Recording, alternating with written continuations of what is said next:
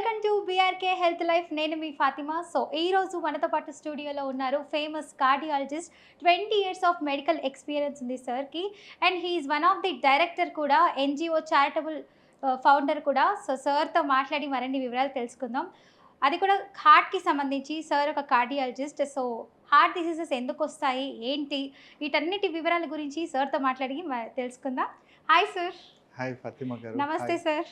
నమస్తే. ఎలా ఉన్నారు? I'm fine, thank you so much. Okay sir, మీరు ఒక బెస్ట్ కార్డియాలజిస్ట్ డాక్టర్. సో కార్డియాలజిస్ట్కి సంబంధించి చాలా క్వశ్చన్స్ అయితే నా దగ్గర బోల్డ్ ఉన్నాయి. సో అడిగేస్తున్నాను మరి. షూర్ అండి, విల్ గో హెడ్. సార్, ఇప్పుడు చాలా మందికి ఈ మధ్య కాలంలో హార్ట్ ప్రాబ్లమ్స్ వస్తున్నాయి. సో ఈ హార్ట్ ప్రాబ్లమ్స్ ఎందుకు వస్తున్నాయి, దీని గురించి మీ అభిప్రాయం? ఒకటి, మీరు ఫస్ట్ అడిగిన ప్రశ్నకు వచ్చేసి హార్ట్ ప్రాబ్లమ్స్ చాలా ఎక్కువ వస్తున్నాయండి. మనం వరల్డ్ వైడ్గా చూసుకుంటే దగ్గర దగ్గర 25.4 మిలియన్ పీపుల్ కార్డియోవాస్కులర్ డెత్స్ నుంచి చనిపోతున్నారు. అంటే మనం అంకెల రూపంలో చెప్పుకున్నాం అనుకోండి, ప్రతి 33 సెకండ్లకు ఒకరు గుండె జబ్బుతోటి ప్రాణాలు విడుస్తున్నారు. ఇండియాలో మనం తీసుకున్నాం అనుకోండి, new annual cases percentage about 22.1% ఉంది. అంతే గుండె జబ్బులతోటే ప్రతి 44 సెకండ్లకు ఒక మనిషి చనిపోతున్నారు. సో ఈ పారాడిగ్మ్ చేంజ్, అంటే ఈ చేంజెస్ అనేటివి మనం 1990లో చూసుకున్నాం అనుకోండి, దగ్గర దగ్గర 6.9% ఎంతో ఉండే కార్డియోవాస్కులర్ డిసీజెస్. ఇప్పుడు ఈ లాస్ట్ 10 ఇయర్స్లో 6.9 నుంచి 15.6, ఈ లాస్ట్ 2 to 3 ఇయర్స్లో 21.6 మిలియన్ పర్సంటేజ్ వరకు పెరిగింది. సో మీరు అర్థం చేసుకోవచ్చు ఎంత షిఫ్ట్ అయింది అనేది. అంటే ప్రీవియస్లీగా మనం ఏం మాట్లాడుకునే వాళ్ళము, ఒక మనిషి ఎలా చనిపోయారంటే ఎలా చెప్పేవాళ్ళు, మలేరియాతో చనిపోయారు అని చెప్పేవారు, యాక్సిడెంట్ అయి చనిపోయారని చెప్పేవారు, లేదు ఇంకోటి ఏదో డెంగ్యూ తోటి చనిపోయారని చెప్పేవారు. కానీ ఇప్పుడు పరిస్థితులు వేరే అయినాయి.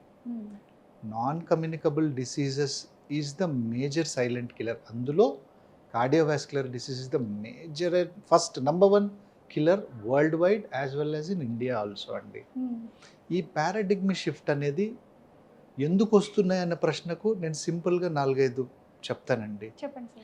మనం మారుతున్న జీవన శైలి కావచ్చు, మనం తీసుకున్న స్ట్రెస్ కావచ్చు, మన ఆహారపు అలవాట్లు కావచ్చు, ఈ 3 ఈ లాస్ట్ 5 to 10 ఇయర్స్లో మనకు చేంజ్ అయిపోయినాయి. మనం ఓన్లీ రిస్క్ ఫ్యాక్టర్స్ మాట్లాడుకున్నాం అనుకోండి, గ్రాస్గా మనము 2 రకాలుగా వాటిని డివైడ్ చేసుకోవచ్చు. 1 ఈజ్ మాడిఫైయబుల్, రెండోది నాన్ మాడిఫైయబుల్. మాడిఫైయబుల్ అంటే ఏంటి, మనము మన జీవన శైలిలో దాన్ని ఆ రిస్క్ ఫ్యాక్టర్స్ని మార్పులు చేర్పులు చేసుకోవచ్చు. నాన్ మాడిఫైయబుల్ అంటే మనం ఏమి చేసినా మారదు. ఫర్ ఎగ్జాంపుల్, ఒక మనిషి సౌత్ ఆఫ్రికాలో పుట్టారు, అక్కడున్న లోకల్ ప్రభావం అంటే ఫుడ్, తర్వాత అక్కడున్న ఎన్విరాన్మెంట్ తోటి ఆ గుండె జబ్బులు అనేది నిష్పత్తి ప్రమాణ శాతం పెరిగిపోతుంది. అలాగే ఒక మనిషి ఎగ్జాంపుల్ పుట్టుకతోటే హెరిడిటరీ అంటారు, అంటే జెనెటిక్ అంటారు, అంటే వాళ్ళ తాత ముత్తాతలకు కొన్ని గుండె జబ్బులు సంక్రమిత జెనెటిక్స్ ఉన్నాయి. ఆయన ఆ జెనెటికల్ సంక్రమణ తీసుకున్నారు అనుకోండి, ఆయన గుండె జబ్బు వచ్చే అవకాశాలు ఉంటాయి. విమెన్ ఉంటారు, మేల్ ఉంటారు, రేస్ అంటూ ఉంటుంది. ఇవన్నీ నాన్ మాడిఫైయబుల్. అంటే ఇప్పుడు నేను పుట్టుకతోటి మగవాళ్ళలాగా పుట్టాను, ఇంకొకరు ఆడవారిలాగా పుట్టారు, అందులో వేరే ఇందులో వేరే ఉంటాయి. అవి మనం మార్పులు చేర్పులు చేసుకోలేము. మన తల్లిదండ్రుల నుంచి వచ్చే జన్యుపరమైన జబ్బులకు రిస్క్ ఫ్యాక్టర్స్ మనం మాడిఫై చేయలేము. మాడిఫైయబుల్ రిస్క్ ఫ్యాక్టర్స్ అంటే మనము కొద్దిగా కష్టపడి, మనం అవగాహన పెంచుకొని, మనము ఏదన్నా అంటే డిసీజెస్ గురించి ఎక్కువ ప్రివెన్షన్ తీసుకోగలిగామనుకోండి, అవి ఖచ్చితంగా మనం మాడిఫై చేసుకోవచ్చు. ఫర్ ఎగ్జాంపుల్, మోస్ట్ కామన్ ఆహారపు అలవాట్లు, smoking, alcohol, stress, physical inactivity అంటే కూర్చునే స్థానంలోనే కూర్చొని ఉండటము, ఎక్స్ట్రా అంటే సెల్ఫ్ మెడికేషన్స్ వాడుకొని డ్రగ్స్ తీసుకోవడము. ఇప్పుడు మనకు మారుతున్న శైలి ప్రకారంగా డ్రగ్ అబ్యూస్ ఎక్కువ ఉందండి. We cannot tell that it is only, మన డ్రగ్స్ అంటేనే ఓన్లీ కొకైన్ అంటాం, అది కాదు. ఈవెన్ సింపుల్ NSAIDs అంటే కాళ్ళ నొప్పులు, కీళ్ళ నొప్పులు, తలనొప్పులకు వాడే జబ్బుకు వాడే ట్యాబ్లెట్స్ కూడా మీకు గుండెకి సంబంధించిన జబ్బులు అనేటివి దాంతో రెట్టింపు అవుతాయండి. సో ఓవరాల్ ఫైనల్గా మనం చెప్పుకుంటే, ఒకటి, ఈ డిసీజెస్ అనేటివి గుండె జబ్బులు చాలా పెరుగుతున్నాయి. 1, బర్డన్ పెరుగుతుంది. The burden is increasing, mortality is increasing, morbidity is increasing, though the diagnosis part have changed, detection part have changed, the deaths have almost doubled, tripled, quadrupled over the past 5 to 10 years, and that has reflected not only in the world, మనకు భారతదేశంలో కూడా same అదే reflect అవుతుంది. ఎందుకు వస్తుంది అనేదాన్ని second part. ఎందుకంటే modifiable, non మాడిఫైయబుల్గా మనం చెప్పుకోవచ్చు అండి. సార్, ఇప్పుడు మీరు చెప్పినట్టు చాలామంది హార్ట్ డిసీజ్తో చనిపోతున్నారు, విపరీతంగా చాలా జనాభా ఉంది ఇలా అంటున్నారు. సో వీటిల్లో చిన్న వయసు నుంచి యుక్త వయసు అంటే యంగెస్ట్ పీపుల్ వరకు 18+ వాళ్ళల్లో కూడా చనిపోతున్నారు. ఇంకా మొన్న న్యూస్ పేపర్ చూస్తే 10th ఎగ్జామ్స్, ఇంటర్మీడియట్ రాస్తున్న వాళ్ళు కూర్చొని ఇలా సైన్ పెట్టారు ఇన్విజిలేటర్. ఇంకా ఎగ్జామ్ రాస్తూ ఒక అబ్బాయి అయితే చనిపోయాడు. పుట్టిన పసిపిల్లలు కూడా ఒక 2-3 డేస్ బాగానే ఉన్నారు, 5th డే చనిపోయారు అంటున్నారు. దీనికి కారణాలు ఏంటి సార్ అసలు? ఓకే, ఇందులో మనం 3 భాగాలుగా డివైడ్ చేయొచ్చండి. ఒకటి, పుట్టిన పిల్లలకు గుండె జబ్బులు అనేది ఒక భాగంగా డివైడ్ చేయొచ్చు. యంగ్ అంటే పిన్న వయసులో ఉన్న వాళ్ళకి గుండె జబ్బులు అనేది ఒక భాగంగా డివైడ్ చేయొచ్చు. మిగతావి ముసలితనం అంటే మనకు రొటీన్ ప్రభావంగా వచ్చేటివి గుండె జబ్బులు డివైడ్ చేయొచ్చు. ఫస్ట్ పార్ట్ మనం మాట్లాడుకున్నాం అనుకోండి, చిన్న పుట్టిన పిల్లలలో గుండె జబ్బులు.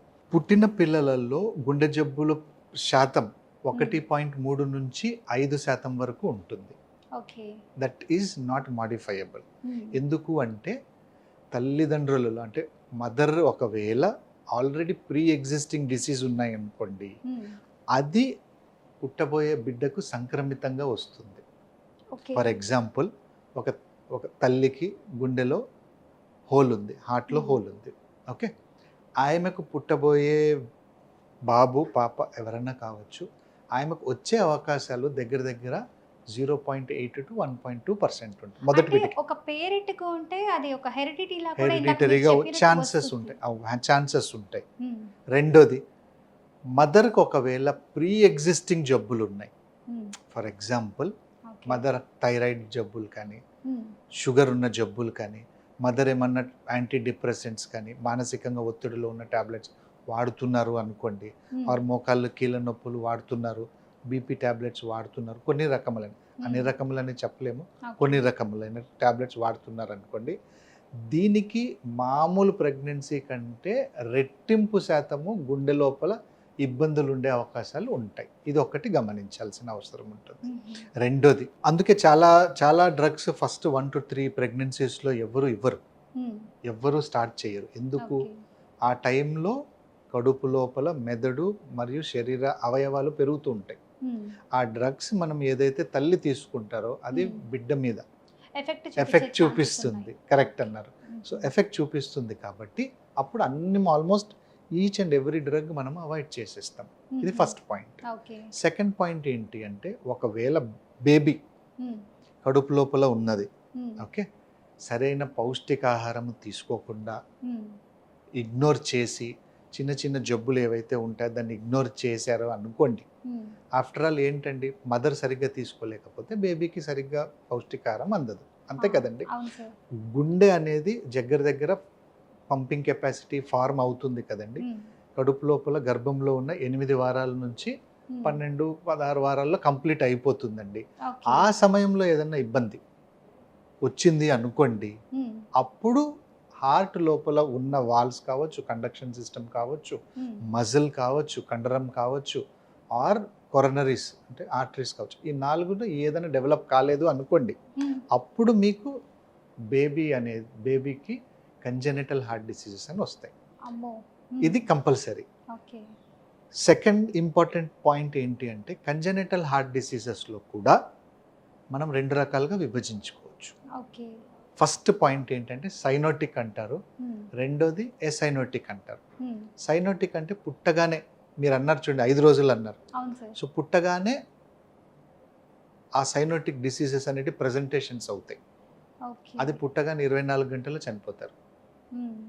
రెండో రకమైనవి ఉంటాయి, పుట్టిన తర్వాత 4-5 రోజుల తర్వాత చనిపోతారు. ఇవన్నీ cyanotic heart diseases. For example, ఒక బేబీకి 4 ఛాంబర్స్ ఉండాలండి. Hmm. 4 ఛాంబర్స్‌లో నుంచి కుడి పక్క వెళ్ళే రక్తనాళం ఒక ట్రాక్ పట్టుకోవాలా, Hmm. ఎడమ పక్క వెళ్ళే రక్తనాళం ఒక ట్రాక్ పట్టుకోవాలా. Hmm. సపోజ్ ఇది క్రిస్ క్రాస్ అయిందనుకోండి, Hmm. అప్పుడు లంగ్స్‌కు రక్తం అందదు, Hmm. తలకు రక్తం అందదు. అవును సో సార్. బేబీ పుట్టిన తర్వాత కూడా ఒక 2-3 రోజులు బతికి ఉంటారు, Hmm. తర్వాత చనిపోతారు. ఓకే. కాన్సెప్ట్ అర్థమైందండి? అవును సార్. రెండోది, రెండో రకమైన గుండె జబ్బులు ఏంటివి? దాన్ని ఎసైనోటిక్ అంటారు. ఎసైనోటిక్ అంటే నీలి రంగులో పిల్లోడు మారకుండా, Hmm. ఆక్సిజన్ తీసుకుండడానికి కష్టపడకుండా ఉండేటివి కొన్ని జబ్బులు ఉంటాయి. For Hmm. మోస్ట్ కామన్ జబ్బులు అంటే మనం రొటీన్ ప్రాక్టీస్లో చూస్తూ ఉండేది Hmm. ఏఎస్డి, విఎస్డి, పిడిఏ అంటాం. ఓకే. ఇవన్నీ ఏసైనోటిక్ కంజెనిటల్ హార్ట్ డిసీజెస్. Mhm. ఇందులో ఏమవుతుంది అంటే కుడి పక్క నుంచి ఎడం పక్కకు రక్తం హోల్స్ ద్వారా Mhm. వెళ్తూ ఉంటుంది. ఓకే. ఇది సైనోటికా ఎసైనోటికా అనేది ఎలా డివైడ్ చేస్తారు? ఆ Hmm. రక్తస్రావం ముందు చూడండి, గుండె లోపల తలుపుల్లాగా ఉంటాయి కదండి, వాల్స్, అవును sir. Hmm. Interatrial septum, interventricular septum. Hmm. కుడి నుంచి ఎడమకు వెళ్తుందా, ఎడమ నుంచి కుడికి పోతుందా, ఓకే. దాని మీదనే డిపెండెంట్ ఉంటుందండి. Mhm. ఒకవేళ రైట్ టు లెఫ్ట్ స్టార్ట్ అయిందంటే సైనోసిస్ వస్తుంది, లెఫ్ట్ టు రైట్ ఉంటే ఎసైనెటిక్ వస్తుంది, విఎస్డి, ఏఎస్డి, పిడిఏ. Hmm. ఈ జబ్బులు ఉన్న వాళ్ళల్లో Hmm. ఆ పుట్టిన పిల్లవాడు బతికే అవకాశాలు చాలా ఎక్కువ. Hmm. ఇన్ఫ్యాక్ట్ కొంతమందికి 70 సంవత్సరాలు 80 సంవత్సరాలు వచ్చిన తర్వాత కూడా చిన్న హార్ట్లో హోల్ ఉందన్న సంగతి కూడా తెలియదు, Ah. జీవితాంతం అలాగే బతికేస్తారు. Hmm. సో దాని గురించి భయపడాల్సిన అవసరం పెద్దగా లేదు. కానీ ఓకే. ఒకసారి తల్లిదండ్రులకు కానీ, Hmm. Mother very specific, Hmm. ఏదైనా గుండె జబ్బులు ఉన్నాయి, దేనికైనా ట్యాబ్లెట్స్ వాడుతున్నారు, Hmm. వారు కొంచెం ఈ జబ్బులు సంక్రమితంగా వచ్చే అవకాశాలు ఎక్కువ ఉన్నాయి కాబట్టి ఓకే. మనము కొన్ని జాగ్రత్తలు తీసుకోవాలండి. Hmm. ఇది congenital heart diseases part. Okay. Young పేషెంట్స్లో మీరు రెండో ప్రశ్న అడిగారు, అందులో రెండో భాగం. Hmm. యంగ్ పిల్లలలో ఇప్పుడున్న పిన్న వయసులలో అంటే యుక్త వయసులో ఉన్న వారిలో Hmm. గుండె జబ్బుల సంఖ్య అధికం కాదు, నన్ను అడిగితే కన్నా 4 రెట్లు పెరిగింది. అమ్మో. Hmm. ఎందుకు అంటే ముందులో ఒక ముసలాయన ఎవరైనా చనిపోయారు అనుకోండి, మనం ఏమనుకునే వాళ్ళము, హార్ట్ అటాక్ తోటి చనిపోయిన అనేవాళ్ళు. Hmm. ఇప్పుడు మేము రీసెంట్గా స్టంట్లు వేసిన వయస్సులో ఉన్న పిల్లలు Hmm. 14 సంవత్సరాలు 2 స్టంట్లు వేసాము, ఆడపాప 14 years. 14 ఇయర్స్, రెండు స్టంట్లు. 2 స్టంట్లు వేసాము. Hmm. సో ఈ యంగర్ జనరేషన్స్లో ఈ Hmm. లాస్ట్ 5 to 10 ఇయర్స్లో ఆల్మోస్ట్ క్వాడ్రపుల్ అయింది. Hmm. ఎందుకు? జీవనశైలి మనది మారిపోయింది, Hmm. డైట్ మన తినే ఆహారపు అలవాట్లు మారిపోయినాయి, ఓకే. మన పనిచేసే విధానం మారిపోయింది, అదైతే నిజమే. పనిచేసే విధానంలో మరి ఒత్తిడి, Hmm. స్ట్రెస్ ఒకటి మారిపోయింది, సబ్స్టెన్స్ అబ్యూస్. ఇప్పుడు Hmm. ప్రతి నలుగురిలో ఒకరు స్మోకింగ్ చేస్తూ ఉంటారు, అవును సార్. ఆల్కహాల్ అలవాటు అయిపోయిన వాళ్ళు చాలామంది మనం రొటీన్గా గమనిస్తూ ఉంటాము. Hmm. ఆడవారిలో అయితే hormonal therapies, women specific therapies కూడా ఉంటాయి, Hmm. అవి కూడా ఎక్కువ తీసుకునే వాళ్ళు ఉంటారు. Hmm. ఇవన్నీ యంగర్ జనరేషన్లో ఉంటుంది. ఇప్పుడు మీరే ఫాతిమా గారు, మీరు చిన్నప్పుడు ఆడుకునేవారేమో, నేను ఆడుకునేవాడిని. Hmm. School was between 10 to 4, అవును sir. 4 to 6 was playing. Hmm. మనం ప్లే గ్రౌండ్లో ఆడుకునే వాళ్ళం. అవును సార్. గుడ్ న్యూట్రిషియస్ డైట్ స్కూళ్ళలోనే పెట్టేవారు. Hmm. ఇప్పుడు పరిస్థితులు ఎలా ఉన్నాయి చెప్పండి? అసలు లేవు. Hmm. మళ్ళీ రాగానే screen time, mobile time start అయిపోతుంది. అప్పుడు ఆడుకునేదానికి ఆడుకునేదానికి బాగా చోటు అవును, place కరెక్ట్ ఇచ్చారు. అండి. ఇప్పుడు లేదు, Hmm. ఇప్పుడు ఆ పరిస్థితులు లేవు. రెండోది, మనం ఏదో పంటలలో పొలాల్లో ఫ్రెష్గా వచ్చే ఆర్గానిక్ ఫుడ్ తినేవాళ్ళం, ఇంటి అవును వంట సార్. తినేవాళ్ళం. ఇప్పుడు అన్ని బయట కలుషితం కలుషిత- అయిపోయి Yeah. ఫర్టిలైజర్స్ అవన్నీ యూస్ చేస్తున్నారు, ఎక్కువ అవే అయిపోయినాయి, వాడుతున్నాం. అవే భోజనాలు చేస్తున్నాము. Hmm. దాంతో ఏంటంటే యంగర్ పాపులేషన్స్లో చాలా చాలా చాలా గుండె జబ్బులు ఎక్కువైపోయింది. Hmm. రెండోది, చాలామందికి అపోహ ఉంటుంది. Hmm. చాలామంది మనం ఒక యంగర్ పేషెంట్ మా దగ్గరికి పేషెంట్కి వస్తారు, Hmm. గుండె నొప్పితోటి వస్తారు. Ah. అరే బాబు, ఇది గుండెకి జబ్బు సంబంధం నాకా? నా వయసు ఎంత సార్? 25. Hmm. నాకెందుకు వస్తుంది సార్ గుండె జబ్బు అని అపోహ. అవును సార్, అసలు నిజంగా గుండె జబ్బులు ఇవన్నవి 40+, 50+, మన తాతయ్య వీళ్ళ అవును. టైంలో వినున్నాము. సో ఆ 40+ ఏజ్ వాళ్ళకే వస్తున్నాయని వినున్నాము. అంటే ఇప్పుడు మరీ ఇంత టీనేజ్, ఇంకా చాలా జీవితం చూడాల్సిన ఏజ్, అవునండి. ఇప్పుడు కూడా ఇలా అంటే ఎలా సార్ అసలు ఇట్లా? అంటే ఇందులో రెండు ఉన్నాయండి. ఒకటి, అవగాహన మనకు అవసరం అండి. అందుకే నేను ఇప్పుడు కూడా చెప్తున్నాను ఫాతిమా గారు, అవును sir. BRK news is doing an excellent job. పబ్లిక్లోకి ఇది తీసుకెళ్తుంది, గుండె అవును. జబ్బుల మీద అవగాహన కల్పిస్తుంది. ఇలాంటి ప్రోగ్రామ్స్ ఎక్కువ ఎక్కువ ఎక్కువ ఎక్కువ రావాలి. వచ్చినప్పుడు ఏమవుతుంది అంటే జనాలలో కరెక్ట్గా అవగాహన జరుగుతుందండి. అవును సార్. సింపుల్ లాంగ్వేజ్లో చెప్పాలంటే ప్రీమెచ్యూర్ డెత్స్ అంటారు. అంటే మీరు అన్నారు కదా నేను జీవితం చూడలేదని. ఆ అంకెలు మనం కన్నా తీసుకున్నాము అనుకోండి, it is somewhere around 2.8 million people who are dying prematurely in men. Yes sir. In విమెన్లో ఇంకా ఎక్కువ యాక్చువల్లీగా. They are dying prematurely. Problem ఏంటి అంటే ఒకటి వాళ్ళకు గుండె జబ్బులు ఉన్నాయని తెలియదు, తెలిసినా పట్టించుకోరు, పట్టించుకున్నా సరిగ్గా ట్రీట్మెంట్ వాడరు. ఈ మూడు కొంచెం అవాయిడ్ చేయగలిగాము అనుకోండి, అట్లీస్ట్ మనము 90% of the deaths. Worst part ఏంటి అంటే అండి, మీరు అన్నారు కదా ఈ రాబో 25 సంవత్సరాలలో, ఇది నేను చెప్పింది కాదు, నేషనల్ ఇన్స్టిట్యూట్ ఆఫ్ హెల్త్ తన రీసెర్చ్ పేపర్స్ను రీసెంట్గా లాస్ట్ ఇయర్ పబ్లిష్ చేశారు. అందులో ఏం చెప్పారు అంటే నెక్స్ట్ రాబో 25 సంవత్సరాలలో 90% యంగర్ పాపులేషనే ఉంటారు. That is at 2050.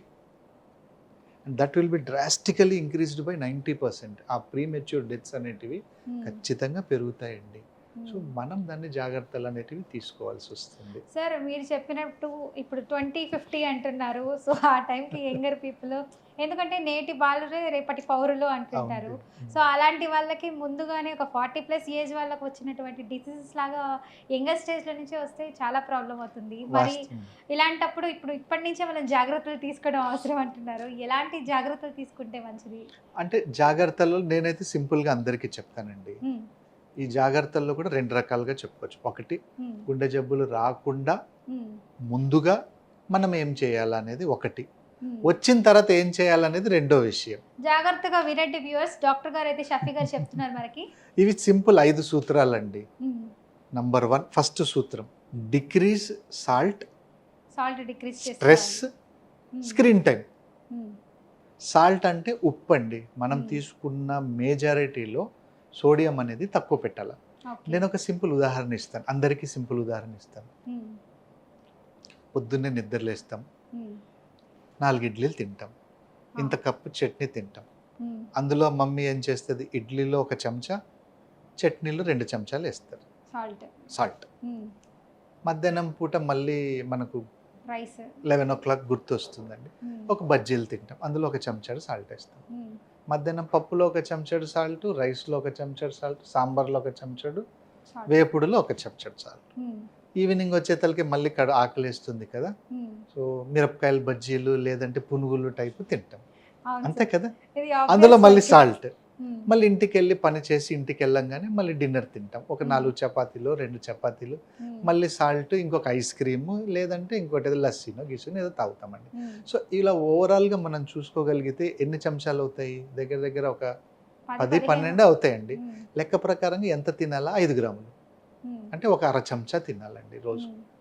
సో మీరు లెక్క పెట్టుకోండి మనం అధికంగా ఎంత తింటున్నాం. సాల్ట్, ఇప్పుడు కూరల్లో ప్రతి కూరలో సాల్ట్ లేకపోతే రుచి ఉండదు కదా సార్. నేను అదే చెప్తున్నానండి. కానీ టైం క్యాప్ ఉంటుంది కదా sir. The point is, see if you see, అందుకే కదా ఇప్పుడు మనకు డిఫరెంట్ టైప్స్ ఆఫ్ డైట్స్ అనేటివి మనకు వచ్చాయి. మనం అదే ఇండియాలో మనకున్న పరిస్థితులను బట్టి మనం ఇలా అలవాటు అయిపోయాం. ఐడియలిస్టికల్గా ఎక్కడన్నా వేరే చోటికి వెళ్ళారనుకోండి, the normal stipulated thing is 5.1 grams, that's it. Not to exceed 9 grams. 9 grams అంటే ఎంత అండి, మనం టీ షుగర్లో వాడతాం చూడండి, that is 10 grams. It is less than that. So ఆల్టర్నేటివ్గా మనం అలవాటు చేసుకోవాలి. అంటే సాల్ట్ మీరు వాడాలన్నప్పుడు చింతపండు వాడండి, సింపుల్. మీకు కావాల్సింది టేస్టే కదా, చింతపండు వాడండి. రెండోది, ఇంకేమన్నా మీకు బెటర్ వేగా ఉంటే కదా, సప్పంగా అంటే without salt, less and salt తినడానికి ట్రై చేయడానికి చూడండి. That is 1. Number 2 is stress. పని ఒత్తిడి అనేది చాలా ఎక్కువ అందరికీ. బజ్జీలు అమ్ముకునే వాడి దగ్గర నుంచి డాక్టర్లకు కూడా స్ట్రెస్ అనేది ఖచ్చితంగా ఉంటుంది. దాన్ని మనము మన జీవనంలో నుంచి తీయలేము, జరగని పని. కానీ స్ట్రెస్ తోటి బతకడం అలవాటు చేసుకోవాలి. నంబర్ 2, ఎలా చేసుకోవాలా? Take break, take some voluntary breaks. అంటే ఒక 1 అవర్ మీరు వర్క్ చేశారు, టేక్ ఏ కాఫీ బ్రేకా, టీ బ్రేకా, just move around for 1 to 2 minutes, just take a cool breeze. అలా ఒక కంటిన్యూస్ ఒక 60 minutes వర్క్ చేశారనుకోండి, we as a doctor suggest at least 2 to 3 minutes of small break. Small break అంటే మళ్ళీ పోయి cigarette తాగడమో మళ్ళీ బజ్జీలు తిని రావడమో కాదు, కానీ జస్ట్ ఎ స్మాల్ బ్రేక్ తీసుకోండి. That is very important. Diversion అనేది ఉండాలి. మీ కాళ్ళల్లో రక్తం ఏదైతే నిలబడిపోయి ఉంటుందో దాని గురించి కొంచెం ఇలా ఇలా కదులుతూ ఉండాలి. రెండోది. మూడోది, best form of relieving the stress is go for 3 things అండి, నా మనసులోని మాట. ఒకటి, మీ ఇష్టపడే దైవం ఎవరైతే ఉన్నారో ఆ దైవాన్ని మొక్కండి. రోజు spend some time, 5 to 10 minutes, 15 minutes, whichever things you are following. Meditation చేయండి. అక్కడ మీకు ప్రాణాయామాలు దొరుకుతాయి, యోగా దొరుకుతుంది, ఆసనాలు దొరుకుతాయి. టెంపుల్స్ వెళ్ళండి, విజిట్ చేయండి. అక్కడ మనం మనం మన పాత పూర్వీకుల్ని కూడా అర్థం చేసుకోవాలి. ఆ కాలంలో ప్రదక్షిణలు చేసేవారు. మీకు అర్థం ఉంటుంది. నేను 30 ప్రదక్షిణాలు చేశాను, మా ఆయన ఆరోగ్యం బాగుండాలా అంటారు. కానీ అక్కడ మతలబ్ ప్రదక్షిణాలు కాదు, it is the exercise, it is the meditation what you sit in that particular temple. ఒక 10-15 నిమిషాలు ఆరాంగా కూర్చున్నారనుకోండి, that was the more concept. ఈ కాలపు మనకు కొంచెం డిఫరెంట్గా ఉంటుంది, but that is the concept అండి. So go for some alternative things, yoga, ప్రాణాయామము, టెంపుల్ విజిట్ చేయండి. ప్రతిరోజు టెంపుల్ వెళ్ళండి. మీరు మస్జిద్కి వెళ్తారంటే మస్జిద్కి వెళ్ళండి, చర్చ్కి వెళ్తారంటే కనుక చర్చ్కి వెళ్ళండి. But be with God, be with meditation, that will give you an ample time. Third, first సూత్రంలో మూడో భాగం ఏంటి? Screen time. స్క్రీన్ టైం అంటే mobile. So as far as possible పిల్లల నుంచి పెద్దవారి వయసు వాళ్ళల్లో స్క్రీన్ టైం అవాయిడ్ చేయడానికి ప్రయత్నం చేయండి. Screen time means not only mobile, majority of the things. So avoid చేయగలిగితే బట్ ఇది ఫస్ట్ సూత్ర. Avoid 3 things: stress, salt, then screen time. That is 1. Stop smoking. 2 things you have to stop. Stop smoking, stop self medication. Okay. Smoking మనందరికీ తెలుసు ఎంత ఇబ్బందికరంగా ఉంటుందో. రెండోది, self medication. నాకు గుండెలో నొప్పి వచ్చింది, ఫస్ట్ ఏం చేస్తాను? ఏమీ లేదు, నా పక్కనోడికి చెప్తాను, అవే చూడు నాకు గుండెలో నొప్పి వస్తుంది అంటాం. ఆమె ఏదో చెప్తుంది, నేను 1990లో ఈ గోళీ తిన్నాను, తగ్గింది, మీరు తినండి అంటాం. తగ్గదు. నెక్స్ట్ ఏం చేస్తారు? తెలిసిన వాళ్ళకి వాట్సాప్ చేస్తాం, లేదంటే మొబైల్లో మాట్లాడతాం. నాకు గుండెలో నొప్పి వస్తుంది, ఏదో ప్రాబ్లం వస్తుంది, ఏం చేయాలంటే నేను 2002లో ఈ గోళీ తిన్నాను, తినండి అంటారు. తగ్గదు.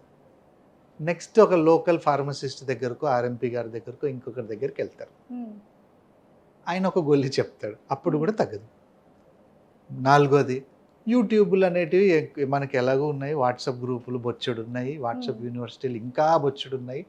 అందులో చూసుకుంటారు, ఫలానా మనిషి ఇది తిన్నాడు, గుండె నొప్పి వస్తే నేను అదే తింటాను, అప్పటికి పుణ్యకాలం జడిచిపోతుంది. సో సెల్ఫ్ మెడికేషన్ అనేది stop. Only 2 things you have to stop. There is nothing else. చెప్పారండి, యూట్యూబ్ ఉంది కదా దాన్ని గుడ్డిగా ఫాలో అవ్వడం, ఇది కరెక్ట్ కాదు. Go for a practitioner who has some knowledge in that particular disease. Diagnosis అనేది చాలా చాలా చాలా చాలా చాలా ఇంపార్టెంట్. ఓకేనా? This is the second most point. Third, decrease. Decrease is 2 things you have to decrease. Number 1, you have to decrease alcohol. See, I'm very careful when I'm using the word decrease intake of alcohol. Because majority of the studies they say, చాలా స్టడీస్లో ఉంటాయి, weekly such లో మోతాదులో ఉండేది, it is actually beneficial to the heart అనేది కొన్ని studies ఉంటాయి. చాలా మటుకు ఫారెన్లో అలాగా ఉన్నాయి స్టడీస్. మన ఇండియాలో పర్టికులర్ స్టడీస్ లేవు కాబట్టి we cannot reflect it that in that way. Number 2 is decrease fatty foods and processed foods. Fatty foods అంటే కొవ్వుతో కలిగి ఉన్న పదార్థాలు తగ్గించండి. ఇందులో కూడా మళ్ళీ ఎగ్జాంపుల్ చెప్తాను. మా దగ్గరికి పేషెంట్స్ చాలామంది వస్తారు, సరే ఏ నూనె వాడాలా? సన్ఫ్లవర్ ఆయిల్ వాడమంటారా, ఓలివ్ ఆయిల్ బయట రకరకాల బ్రాండ్స్ నేను అదే వస్తున్నాయి, చెప్తా చాలా అడ్వర్టైజ్మెంట్స్, ఇది వాడాలా అది వాడాలా కన్ఫ్యూజ్ అవును, అవుతున్నారు. సో అదే చెప్తున్నానండి. ఉమ్, చూడండి, ఊరేసుకొని చనిపోయినా చనిపోతారు, ఉమ్, నీళ్ళల్లో దుంకినా చనిపోతారు, కాల్చుకున్నా చనిపోతారు. ఉమ్, సో ఏ నూనె అక్కడ చనిపోవడం అనేది కామన్ అని కాదు. ఉమ్, ప్రాబ్లం ఏంటి అంటే అన్ని నూనెలలో it is one and same. Um, మనం అడ్వర్టైజ్మెంట్స్లో మారుతూనే ఉంటాం.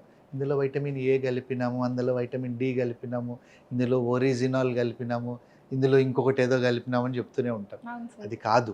ఉమ్, అవాయిడ్ చేయాల్సింది ఏ నూనె అయినా కానీ రీయూజబుల్ ఆయిల్ అవాయిడ్ చేయండి. ఉమ్. రీయూజబుల్ అంటే ఏంటి? ఒకసారి వండింది మళ్ళీ మళ్ళీ వంటల్లో కరెక్ట్ కలపకూడదు. అండి. ఓకే. ఒక్కసారి 1 లీటర్ నూనె తెస్తారు, ఉమ్, అర్ధ లీటర్లో 4 పూరీలు కలుపుతారు, ఉమ్, నూనె మిగిలిపోతుంది కదా, అవును సార్. దాన్ని తీసుకొని మళ్ళీ పప్పులో కలుపుతారు, ఉమ్, ఇంకా నూనె మిగిలిపోతుంది కదా, దోశల పైన వేస్తారు, ఉమ్, ఇంకా మిగిలిపోతుంది కదా, లాస్ట్కు బజ్జీలు వండుతారు.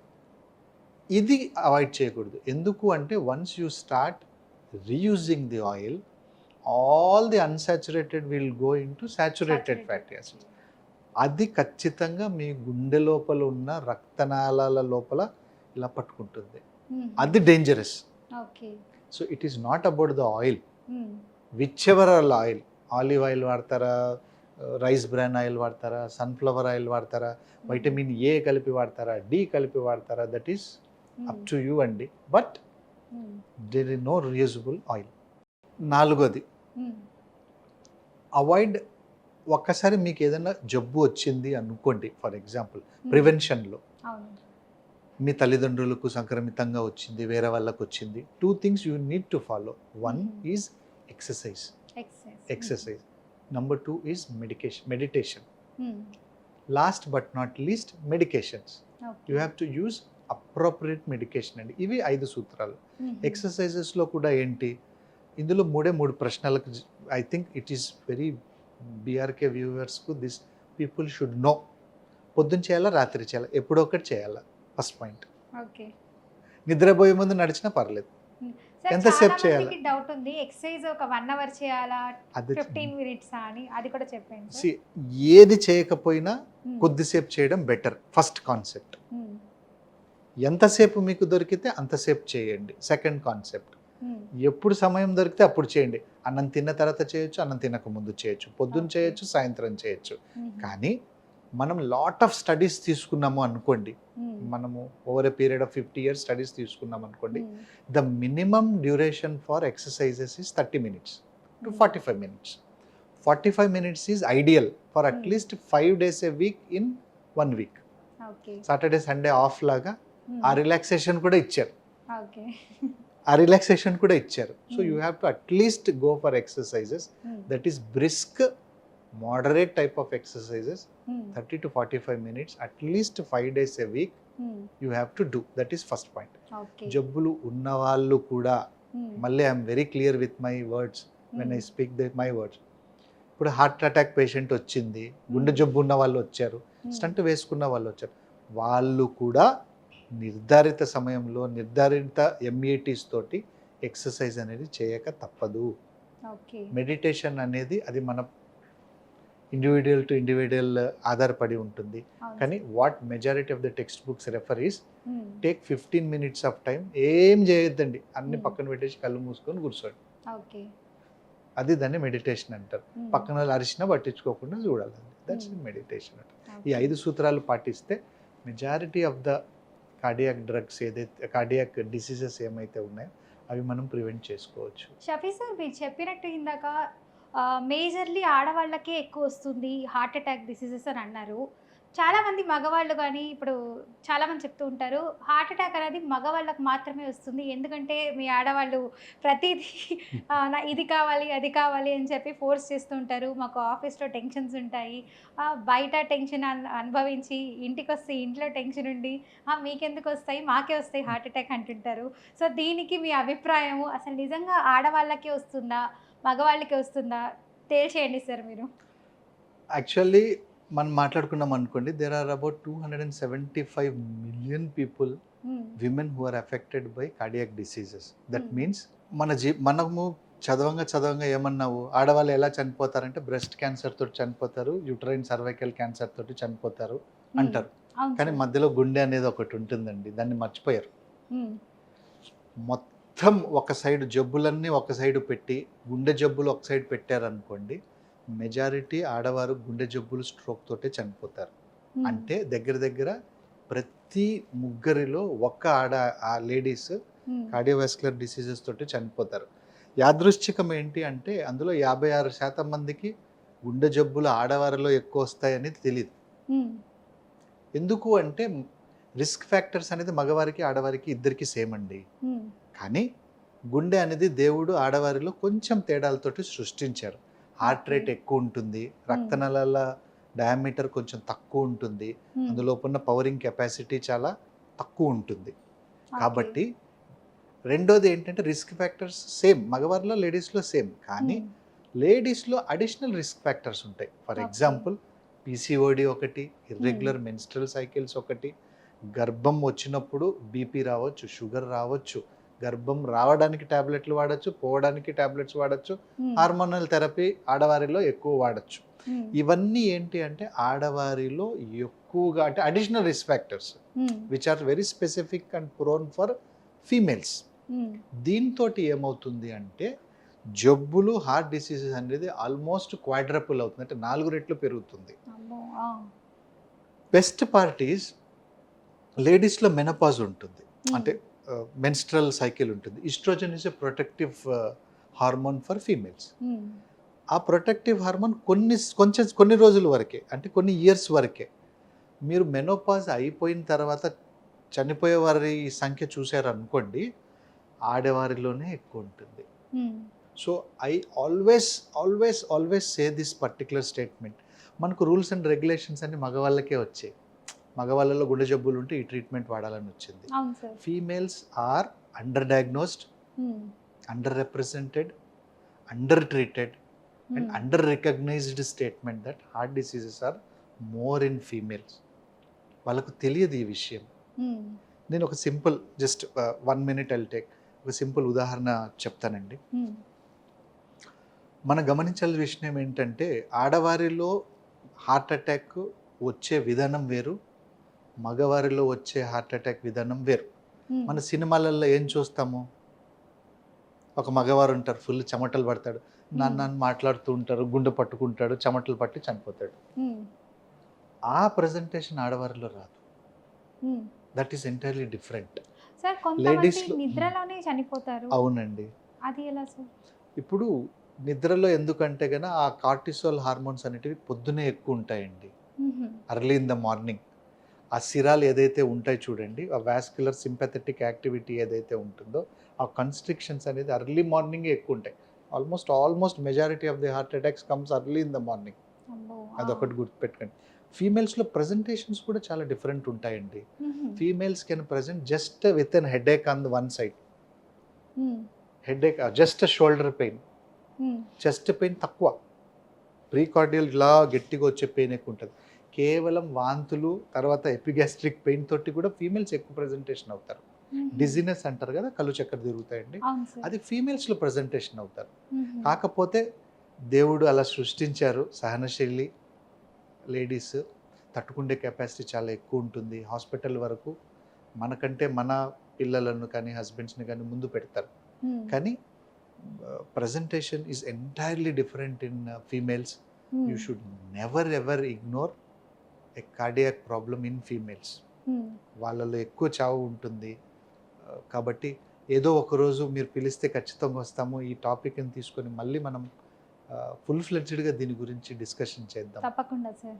ఓకే సార్ ఇప్పుడు ఫీమేల్స్కి హార్ట్ ప్రాబ్లమ్స్ వస్తాయి అంటున్నారు, సో వాళ్ళకి వచ్చే లక్షణాలు ఎలా ఉంటాయి అదొకసారి చెప్పండి సార్. ఇదే అండి, ఇప్పుడు మగవారిలో ఏంటంటే ఒక హార్ట్ అటాక్ వచ్చింది అంటే 5 లక్షణాలు very common. First is chest pain.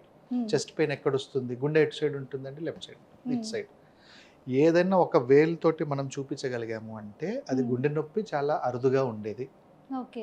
ఎందుకు గుండె ఇలా ఉంటుంది కదా, ఇలా పట్టుకుంటారు. మ్మ్. చన్ అవును సార్. రెండోది ఆ చెస్ట్ పెయిన్ కూడా ఎట్లా, ఒక్కసారి చెస్ట్ పెయిన్ అంటే ఆ నొప్పి కన్నా స్టార్ట్ అయింది అనుకోండి, మీరు వాక్ చేశారంటే ఎగ్జర్షనల్ కొంచెం ఇలా ముందుకు వెళ్ళారు, ఇలా కదలడానికి ప్రయత్నం చేశారు, ఇటు అటు వెళ్ళారంటే మీకు గుండె నొప్పి అనేది ఎక్కువ అయిపోతుంది. రెండోది, ఏ నరాలు గుండెకైతే మీకు వస్తాయో ఆ నరాలు ఇక్కడ నుంచి 3 చోట్లకి వెళ్తాయండి. ఒకటి జా, ఈ భాగం. రెండోది ఈ చిటికెన వేలు, ఈ భాగం. ఈ భాగం నుంచి ఈ భాగం. ఓకే. మూడోది ఈ ఈ ఈ పాయింట్, నెక్ అండ్ జా, షోల్డర్, భుజం.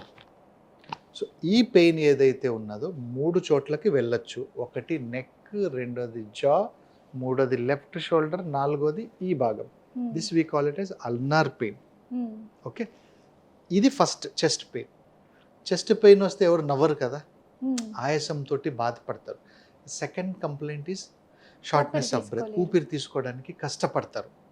అంటే మనకు సింపుల్ ఈక్వేషన్ ఏంటంటే, ఎవరైనా పెద్ద బండ, ఒక రాయి మన ఛాతీ మీద కూర్చోబెట్టినారు అనుకోండి, మనం తీసుకోవడానికి ఎంత కష్టపడతాం. Same thing happens in this things. ఈ రెండు ఉన్నాయనుకోండి, నెక్స్ట్ సిమ్టమ్ ఏమొస్తుంది, చెమటలు పడతాయి. ఓకే. గుండె లోపల ఏ type of heart attack, whether it is right కొరనరీనా లెఫ్ట్ కొరనరీస్ అని ఉంటాయండి. దాన్ని బట్టి చక్కెర తిరగడమా లేదు చెమటలు పట్టడమా, బీపీ డౌన్ అయిపోతుంది, పాల్పిటేషన్స్ అంటే గుండె డబ్ డబ్ డబ్ డబ్ డబ్ అని ఎక్కువగా కొట్టుకోవడం స్టార్ట్ అవుతుందండి. ఈ 5 సిమ్టమ్స్ ఉంటే జనరల్గా మగవారిలో ఈ ఆర్డర్లో వస్తాయి. ఇదే ఆర్డర్ అని కాదు, బట్ మెజారిటీ. ఆడవారిలో చెస్ట్ పెయిన్ అంత ప్రిడామినెంట్ రాకపోవచ్చు, కానీ భుజం నొప్పి, ఇక్కడ కండరాల నొప్పి, జా పెయిన్స్, కళ్ళు చక్కెర తిరగడము, epigastric pain, dizziness, easy fatigability, ఇవి ఆడవారిలో కామన్ అండి. సడన్ డెత్స్ అనేటివి ప్రీ ఎగ్జిస్టింగ్ డిసీజెస్ కొన్ని ఉంటాయండి. హెచ్ఓసిఎం కావచ్చు, కండక్షన్ సిస్టమ్ డిఫెక్ట్స్ కావచ్చు, genetically transmitted conduction system defects కావచ్చు. ఇవన్నీ ఏంటి అంటే there are pre existing diseases. అవి అర్లీ ఇన్ ద మార్నింగ్ సడన్గా అనేటివి చనిపోతారండి. ఇవి సిమ్టమ్స్. ఓకే సార్, ఇప్పుడు హార్ట్ బీట్ అన్నది ఎన్నిసార్లు కొట్టుకోవాలి సార్? జనరల్గా అయితే 60 నుంచి 100 టైమ్స్ కొట్టుకోవచ్చండి. I think heart is the only organ మీరు పుట్టినప్పటి నుంచి చనిపోయేంత వరకు కొట్టుకుంటూనే ఉంటుంది.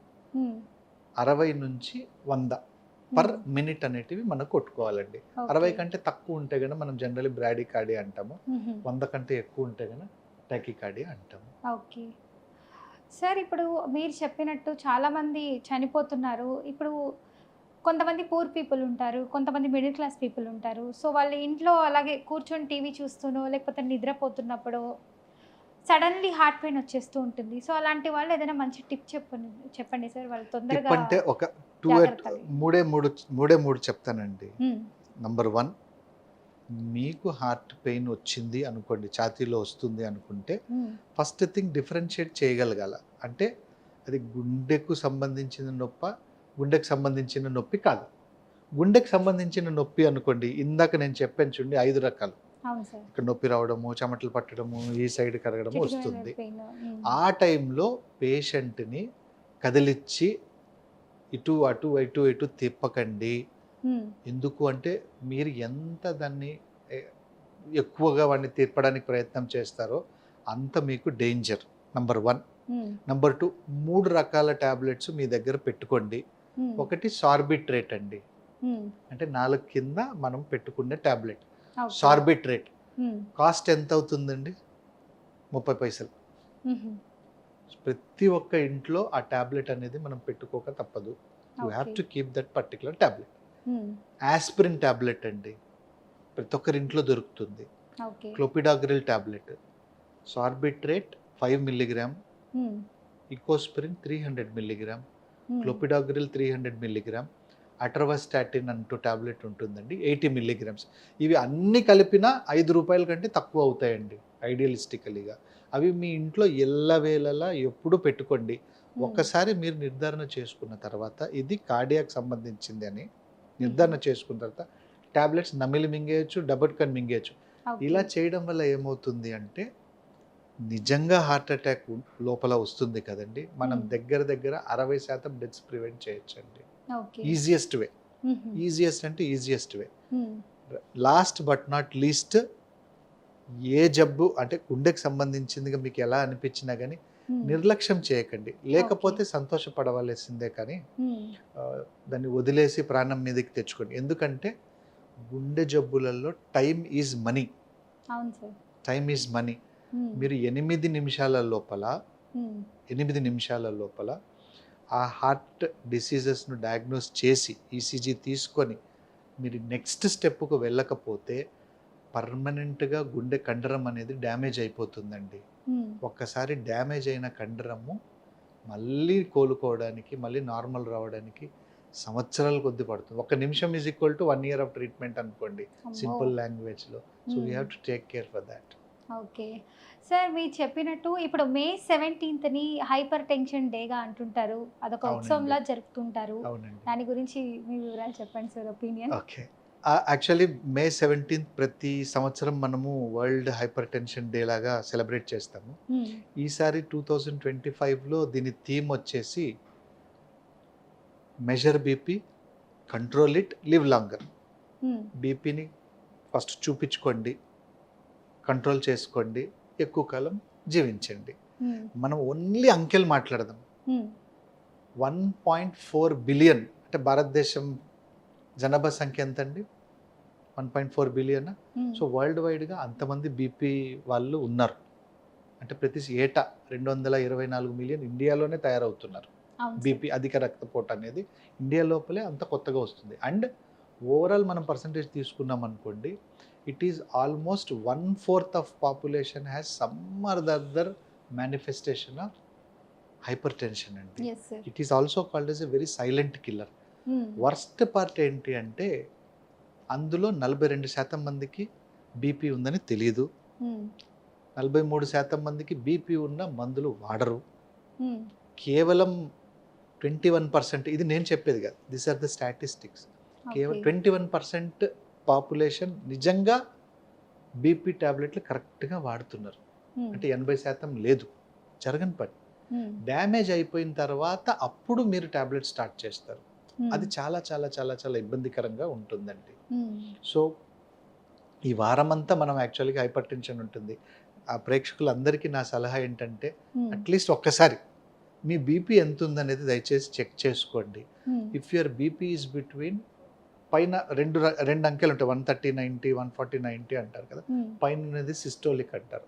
ఒకవేళ 130/80 కంటే ఎక్కువ ఉంది అనుకోండి, below 140/90, that is called as pre hypertension. 140/90 కంటే ఎక్కువ ఉంది అనుకోండి, you are hypertensive, you need to be put on some medications. ఒక మంచి ఫిజిషియన్ గారిని కానీ, ఒక మంచి కార్డియాలజిస్ట్ గారిని దయచేసి సలహా తీసుకోండి, ఇగ్నోర్ చేయకండి. ఎందుకు అంటే హార్ట్ అనేది ఒక మోటార్ లాంటిది, pumping. It has to pump, blood has to go. రక్తం అనేది సిరాల ద్వారా అన్ని భాగాలకు వెళ్తుంది. సో ఒకసారి అది ఎంతో ఒత్తిడితోటి హార్ట్ అనేది పంపింగ్ చేస్తూ ఉంటుందండి. ఎప్పుడైతే హైపర్ టెన్షన్ వస్తుందో అప్పుడు ఈ ఒత్తిడి అనేది మిగతా శరీర అవయవాల మీద కూడా పెరిగిపోతుంది. బ్రెయిన్ మీద పెరగచ్చు, కిడ్నీల మీద పెరగచ్చు, కాళ్ళల్లో పెరగచ్చు, రక్తనాళాల్లో పెరగచ్చు. అవి డ్యామేజ్ అయిపోయిన తర్వాత మనం కనుక్కొని ట్రీట్ చేయడం కంటే ముందు జాగ్రత్తగా ట్రీట్ చేసుకోవడమే బెటర్ అండి. సో అందుకే థీమ్ అడిక్వేట్లీగా పెట్టారు. Measure your blood pressure, control it, live longer. అసలు నార్మల్ బీపీ అన్నది ఎంత ఉండాలి సార్? నార్మల్ అనేది 2 రకాలుగా విభజించవచ్చండి, సిస్టోలిక్ అండ్ డయాస్టోలిక్. సిస్టోలిక్ అంటే గుండె పంప్ చేసేటప్పుడు ఎంత ప్రెషర్ తోటి ముందుకెళ్తుంది. అంటే మీ ముందు ఒక 20 మంది ఉన్నారనుకోండి, గుండె ఎంత ప్రెషర్ తోటి ఇలా తోస్తున్నది, పంపింగ్, దాన్ని మనం సిస్టోలిక్ అంటాం.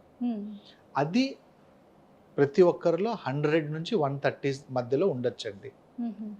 Next diastolic. డయాస్టోలిక్ అంటే గుండె లోపలికి రక్తం ఎప్పుడైతే కలెక్షన్ వస్తుంటుందో వెనక నుంచి సపోర్ట్ చేసినట్టు, మిమ్మల్ని వెనక నుంచి హెల్ప్ చేసినట్టు, that is called as diastolic. Always diastolic should be below 90. అంటే 130/80 ఆర్ 140/90 ఒక టార్గెట్ పెట్టుకోండి. 140/90 కంటే ఎక్కువ ఉంది అంటే ఆ టార్గెట్ అనేది కొంచెం మీకు డ్యామేజ్గా ఉంటుంది. లేదు మీరు ఇంకేమీ ఆలోచించలేదు, కొంచెం క్రూడ్ వేగా అనుకున్నాం అనుకోండి, మీ వయసు ప్లస్ 100 లెక్క పెట్టుకోండి, అంతే, సింపుల్. మీ వయసు దెన్ దానికి సిస్టోలిక్కి 100 యాడ్ చేయండి. దట్ ఇన్ ఫ్యూ కేసెస్ అది నార్మల్. ఓకే. సార్ ఇందాక మీరు చెప్పినట్టు హార్ట్ హోల్ వస్తుందంటున్నారు, స్టంట్స్ ఏస్తారంటున్నారు. సో, నిజంగా చాలామంది బయట మార్కెట్‌లో సార్ కొన్ని హాస్పిటల్స్‌లో చూస్తే మీ హార్ట్‌లో హోల్ ఉంది అని అంటారు, స్టంట్స్ ఏస్తారు, ఆపరేషన్ అంటారు, దానికి బోలెడు ఖర్చు పెడతారు చాలామంది. సో, ఆపరేషన్ చేసిన తర్వాత కూడా అంటే 1 ఇయర్ లోపలే 2 టైమ్స్ ఆపరేషన్ చేయొచ్చా? లేకపోతే ఒకసారే చేసి గ్యాప్ అంటూ ఇచ్చుకుంటే బెటర్ అంటారా? ఇలా చాలామంది సార్ పీపుల్ కన్‌ఫ్యూజ్ అవుతున్నారు. ఇప్పుడు గుండె జబ్బులు ఎన్ని రకాలుగా ఉంటాయండి? సింపుల్. హ్మ్. ఒక గుండె నిర్మలంగా, నార్మల్‌గా పని చేయాలంటే హ్మ్. నంబర్ 1 గుండె లోపల కండరం బాగుండాల. హ్మ్. ఓకే. ఆ కండరానికి రక్త సరఫరా బాగుండాల. హ్మ్. దాన్ని మనం కొరనరీస్ అంటాం. హ్మ్. కొరనరీ ఆర్టీరియల్ డిసీజ్ అంటాం. ఓకే.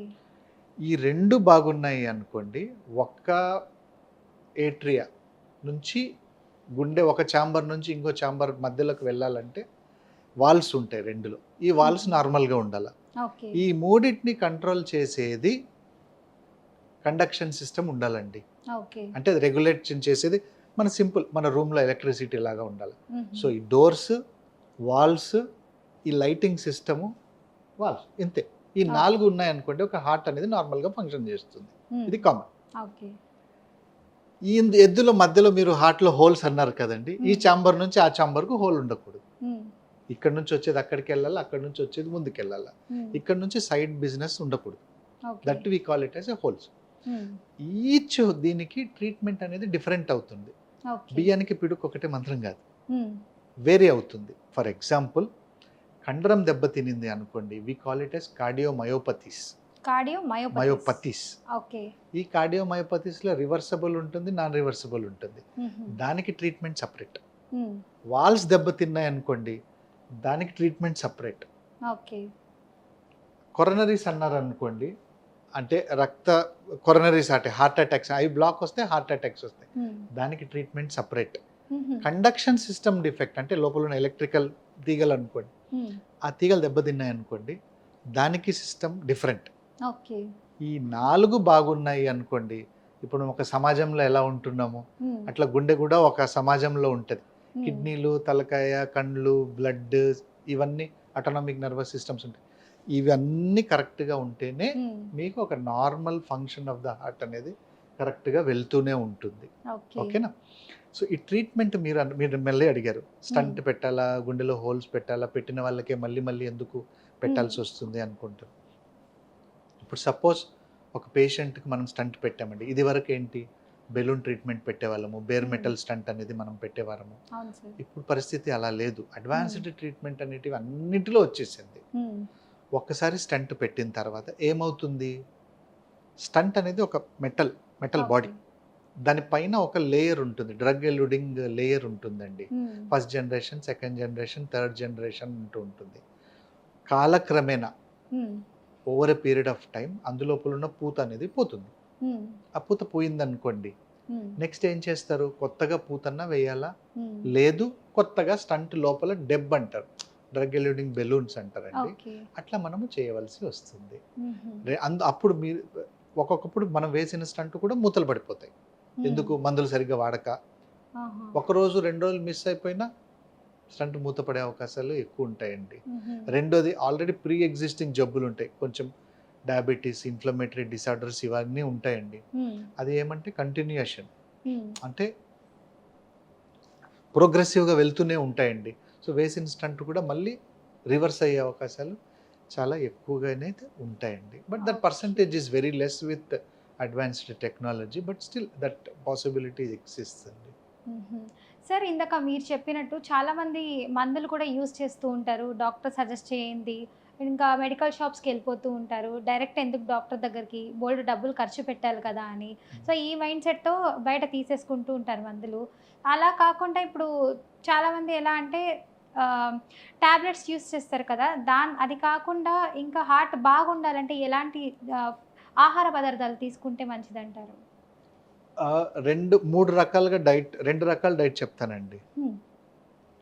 ఒకటి డాష్ డైట్. DASH మనకంతా యూట్యూబ్స్ ఉంటాయి కాబట్టి, గూగుల్ ఉంటుంది కాబట్టి సెర్చ్ చేయండి. హ్మ్. DASH dash diet. హ్మ్. రెండోది మెడిటోరేనియన్ డైట్. మెడిటోరియన్ డైట్. మెడిటోరేనియన్ డైట్. మీరు నెట్లో సెర్చ్ చేయండి, మెడిటోరియన్ డైట్ డాష్ డైట్ అనేది మీకు ఒక చార్ట్స్ అనేది వస్తాయి. అంటే ఏమేమి వాడాలి, ఏమేమి మనం అవాయిడ్ చేయాలి.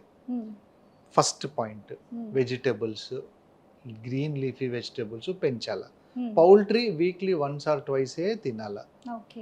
అన్సాచురేటెడ్ ఫ్యాటీ యాసిడ్స్ అది మీరు ఎక్కువగా మన వాడకంలో చేసుకోవాలి. సాచురేటెడ్ ఫ్యాటీ యాసిడ్స్ తగ్గించాలా, సాల్ట్ అనేది తగ్గించుకోవాలండి. ఈ 5 మనం అన్ని డైట్లో సారాంశం అంతే. బేసికలీగా రెడ్ మీట్ని తగ్గించాలా, ఫిష్ ఎక్కువ తినడానికి ప్రయత్నం చేయాలా. కానీ రెడ్ మీట్, రా మీట్ ఉంటుంది చూడండి, దాన్ని తగ్గించుకోవడానికి ప్రయత్నం చేయాలండి. ఒమేగా ఫ్యాటీ యాసిడ్, ఇప్పుడు పాలీ అన్సాచురేటెడ్ ఫ్యాటీస్ అన్నాము, ఐకోసాపెంటనిక్ యాసిడ్ కావచ్చు, ఒమేగా ఫ్యాటీ యాసిడ్స్ కావచ్చు, ఇవి ఎందులో ఎక్కువ దొరుకుతున్నాయి అనేది మనం గమనించాల్సిన అవసరం ఉంటుంది. ఫర్ ఎగ్జాంపుల్ ఏమీ దొరకలేదు అనుకోండి, ఫర్ ఎగ్జాంపుల్ జస్ట్ పంప్కిన్ అంటే పుచ్చకాయల సీడ్స్ ఉంటాయి కదండి, that also contains a very good omega fatty acids. Sunflower seeds ఉంటాయా, that contains a lot of omega fatty acids. వెల్లుల్లి అంటారు, గార్లిక్, హైబిస్కస్ లీవ్స్ అంటారు, antioxidants, simple teas, green teas అంటారు. ఇవి కూడా మీరు ఎక్కువగా మన దీంట్లో వాడుకోవాల్సి వస్తుంది. హ్యాపీ అండి, it is a very good thing. It will decrease lot of these things. It is not about how much you eat, it is about how many small things you eat. అంటే మీరు ఒకేసారి 1 kilo తినకండి, 500 గ్రాములు 2 సార్లు తినండి, 500 అలా divide చేసుకోవడానికి ప్రయత్నం. Small packets. పాతకాలపు ఆహార అలవాట్లు బాగుంటాయండి. అంటే early in the morning don't skip the breakfast. Majority అంటే వర్కింగ్ విమెన్లో నేను మళ్ళీ చెప్తాను, breakfast is the power house for it. Don't miss the breakfast, never ever miss the breakfast. Dinner should be finished before 7 o'clock or 8 o'clock. Don't sleep just after your sleep andi. So last but not least, just remember 2 types of diets andi. Dash diet, Mediterranean diet. ఇవి 2 beneficial. ఇంకా చాలా diets type ఉన్నాయి, but I suggest the viewers concentrate on this 2 particular diets అండి, better. Sir, ఇందాక మీరు చెప్పినట్టు ఇప్పుడు చాలా మంది మందులు యూజ్ చేస్తున్నారంటారు కదా, గర్భిణీ స్త్రీలలో కూడా కొంతమందికి తెలియకుండా హార్ట్లో హోల్స్ ఉండడం జరుగుతుంది. సో అలాంటప్పుడు వాళ్ళు ఇప్పుడు ప్రెగ్నెంట్గా ఉన్నప్పుడు కొన్ని మందులు వాడుతూ ఉంటారు. అట్ ద సేమ్ టైమ్ ఈమెకి హార్ట్లో హోల్ ఉంది కాబట్టి వేరే మందులు కూడా వాడడానికి ఛాన్సెస్ ఉంటాయి, వాడచ్చా అసలు? ఇప్పుడు హార్ట్లో ఒక లేడీస్కు, ప్రెగ్నెంట్ విమెన్లో హార్ట్లో హోల్ ఉంది అనుకోండి, మనం 2 రకాలుగా నిర్ధారణ చేసుకోవాలి. ఆ హార్ట్లో ఉన్న హోల్ పుట్టబోయే బిడ్డకు ఈ హార్ట్లో హోల్ ఉంది కాబట్టి దుష్ప్రభావం ఏమన్నా చూపిస్తుందా, చూపించదా, అంతే కదా. ఒకవేళ దుష్ప్రభావం చూపించింది అనుకోండి, అప్పుడు ఆ హార్ట్లో హోల్ని మూసేయాలి. సెకండ్ ట్రైమిస్టర్లో మనం సర్జరీస్ చేస్తాం, అంటే 2వ ట్రైమిస్టర్లో చేస్తాం. ఒకవేళ దాని ఎఫెక్ట్ బేబీ మీద లేదు అనుకోండి, మనం జనరల్ దానికి వెళ్ళకం. డెలివరీ అయిపోయి బేబీకి 6 నెలలు పాలు తాపిచ్చిన తర్వాత అప్పుడు దాన్ని కరెక్ట్ చేయడానికి ప్రయత్నం చేస్తాం. ఇది most important and most best point. రెండోది, హార్ట్లో వాల్వులర్ డిసీజెస్ ఉంటాయి, అంటే విమెన్లో హార్ట్లో హోల్స్ లాగా వాల్వులర్ లీకేజెస్ ఉంటాయండి. స్టినోటిక్ లీజన్స్ అంటారు. స్టినోటిక్ అంటే డోర్ అడ్డంగా ఇట్లా మూసుకపోయే ఉన్న జబ్బులు కొన్ని ఉంటాయండి, అవి మాత్రమే కొంచెం డేంజరస్. రీగర్జిటెంట్ లీజన్స్ అంటుంటాయి, అది పెద్ద డేంజరస్ ఏమీ కాదు. So 2 points. ఒకటి, హార్ట్ లోపల ఫీమేల్కి గర్భంలో కూడా కేవలం 5% మాత్రం, ఇది నేను చెప్పేది కాదు, దిస్ ఆర్ ఆల్ స్టాటిస్టిక్స్ అండి, 5% జబ్బులు మాత్రమే గర్భం దాల్చకూడదు. మిగతా వాళ్ళు హ్యాపీగా ఒక మంచి బిడ్డని కనవచ్చు. Only 5% I'm talking. ఆ 5% డిసీజెస్ సంథింగ్ లైక్ ఐసెన్మెంగర్ సిండ్రోమ్ ఉంటుంది, primary pulmonary arterial hyper tension ఉంటుంది. ఇందులో మాత్రము గర్భం అనేది కాంట్రాఇండికేషన్, సివియర్ అయోర్టిక్ స్టెనోసిస్ ఇందులో కాంట్రాఇండికేషన్స్. మిగతా అన్ని జబ్బుల్లో మీరు ఒక మంచి కార్డియాలజిస్ట్ సలహా, ఒక మంచి గైనకాలజిస్ట్ సలహా పక్కనే పెట్టుకుని రెగ్యులర్ ఫాలోఅప్స్ తోటి you can continue your pregnancy. Even హార్ట్లో హోల్స్ కూడా ఉంటాయండి. ఆ హార్ట్లో హోల్స్ కూడా అన్ని రకాలు కదా, 10 తీసుకున్నాం అనుకోండి, 10 రకాలు అనుకున్నాం అనుకోండి, ఏ ఒక్క రకమో మీరు ప్రెగ్నెన్సీకి కాంట్రాఇండికేషన్ తప్ప 9 out of 10 times you absolutely need not worry. Only treatment is very very very very important అండి. అదొక్కటి దాశగా చూసుకోండి. Thank you so much sir, చాలా Thank you చక్కగా అండి. చెప్పారు. నిజంగా చాలా మంది రా మీట్ ఇలాంటి తినడం వల్ల చాలా సిమ్టమ్స్ ఫేస్ చేస్తున్నారు. సో అదేమీ కాకుండా ఆకుకూరలు, ఫ్రూట్స్ మంచిగా తింటే చాలు అని అంటున్నారు. కరెక్ట్గా డైట్ ఫాలో అవుతూ, అంటే ఒక 100 గ్రామ్స్ 1000 గ్రామ్స్ తినేవాళ్ళు 500 గ్రామ్స్ డివైడ్ చేసుకొని తినడం ఇంకా మంచిది. అప్పుడు కొంచెం బాడీ ఫిట్గా ఉంటుంది అంటున్నారు. Thank you so much sir. Thank you sir అండి. ఫైనల్లీ మీరు మన బీఆర్కే వ్యూవర్స్ అందరికీ ఒక మంచి అడ్వైజ్ ఏం చెప్తారు? ఒక ఫస్ట్ 5 సూత్రాలండి. ఓకే. 5 సూత్రాలు. ఒకటి, మనకు గుండె జబ్బులు అనేటివి ఈ లాస్ట్ 25 ఇయర్స్లో ఆల్మోస్ట్ డబుల్, ట్రిపుల్, 4 టైమ్స్ అయిపోయినాయి. నెంబర్ 1. నెంబర్ 2, ఈ డిస్క్రిమినేషన్ అంటారు కదా, అంటే ముసలోళ్ళకే గుండె జబ్బులు రావాలా, పిన్న వయసు వల్ల గుండె జబ్బులు రాకూడదు, మగవారిలోనే రావాలా, ఆడవారికి రాకూడదు, పల్లెటూర్లలో ఉన్న వాళ్ళకి రాకూడదు, టౌన్లలో ఉన్న వారికే రావాలా, లేదు ఏదన్నా రిస్క్ ఫ్యాక్టర్స్ ఉంటేనే గుండె జబ్బులు రావాలా, నేను సిగరెట్ తాగాను, నేను మందు తాగాను, నాకెందుకు గుండె జబ్బు వచ్చింది అనేటివి, ఈ డిస్క్రిమినేషన్ అనేది ఇప్పుడున్న కాలంలో పోయింది, అబ్సల్యూట్లీ పోయింది. మూడో విషయము, మన జీవిత శైలి, మన ఆహారపు అలవాట్లు, మనం వాడకం, మన తిండి, మనం ఎక్సర్సైజెస్ చేయకపోవడం వల్ల ఈ గుండె జబ్బులు అనేటివి పెరిగిపోతున్నాయి. నాలుగోది ఇంపార్టెంట్ పాయింట్, రాకుండా కాపాడుకోవడానికి నేను ఇందాక 5 సూత్రాలు చెప్పాను చూడండి. Avoid stress, salt, smoking stop చేసేసేయండి, లిమిట్ ఆల్కహాల్, సెల్ఫ్ మెడికేషన్స్ వాడండి. ఒకసారి మీకు జబ్బు ఏదన్నా కానీ, ఏదైనా కావచ్చు, గుండె జబ్బు డయాగ్నోసిస్ అయిన తర్వాత సొంత తెలివితేటలు వాడకండి. ఫస్ట్ పాయింట్, రెగ్యులర్గా చెకప్ పెట్టుకోండి. ఒకవేళ గుండె జబ్బు వచ్చిన తర్వాత కూడా ఏదో ఒక కార్డియాలజిస్ట్ దగ్గర, ఫిజిషియన్ దగ్గర ఖచ్చితంగా దాన్ని ఇది చేసుకోండి. ఫస్ట్ జబ్బు ఉందని నమ్మండి, ట్రీట్మెంట్ కరెక్ట్గా వాడండి. డైట్ పరంగా, ఎక్సర్సైజ్ పరంగా డైట్లో 2 అండి, డాష్ మెడిటోరియన్ డైట్ అన్నాను. గుండె జబ్బులు రెండోది ఎక్సర్సైజ్ అండ్ మెడికేషన్. భక్తితోటి మీరు కొలిచే దేవుడి దగ్గరలో మెడిటేషన్ కానీ, ప్రాణాయామం కానీ, యోగా కానీ, ఆల్టర్నేట్ మెడికేషన్స్ ఏదైతే ఉన్నాయో అది వాడండి. జబ్బును ప్రివెంట్ చేసుకోండి, తర్వాత వచ్చిన దాన్ని తగ్గించుకోండి, కంట్రోల్లో పెట్టుకోండి, హ్యాపీగా ఉండండి. Okay. Thank you so much sir, Thank చాలా you, మంచి thank you. ఇన్ఫర్మేషన్ చెప్పారు. Thank you. సో చూసారు కదా వ్యూవర్స్, డాక్టర్ షఫీ గారు కార్డియాలజిస్ట్ చాలా చక్కగా చెప్పారు. మనకి హార్ట్ ప్రాబ్లమ్స్ ఎందుకు వస్తాయి, వస్తే ఎలాంటి జాగ్రత్తలు తీసుకోవాలి, అండ్ ఇంకా మీరు ఎవరైనా ఎలాంటి సమస్యలతో అయినా గుండె జబ్బులతో బాధపడుతుంటే మీరు కింద డిస్క్రిప్షన్లో డాక్టర్ గారి నంబర్ ఇస్తాము. సో డాక్టర్ గారిని కన్సల్ట్ అవ్వచ్చు. చూసారు కదండి, ఇది ఇవాల్టి వీడియో. సో ఇంకొక మంచి అంశంతో కలుద్దాం. అంతవరకు చూస్తూనేనండి BRK health life. Signing off, మీ యాంకర్ ఫాతిమా.